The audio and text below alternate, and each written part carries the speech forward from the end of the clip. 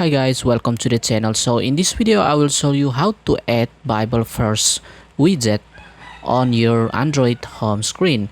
As you can see here, it's a Bible widget on my home screen, and to add this widget you just need to tap and long press on the empty area on your home screen until it appears like this, and then type on the widget. On the widget here you need to find the Bible apps, and here the Bible apps, and here there is two options you can add.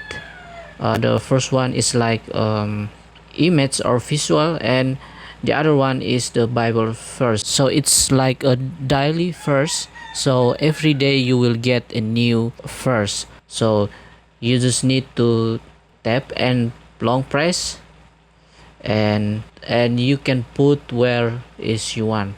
So for example, I removed this one before, and I can move this widget, and then I can change the size of this widget. So thank you for watching this video. I hope this video is useful, and see you in another one.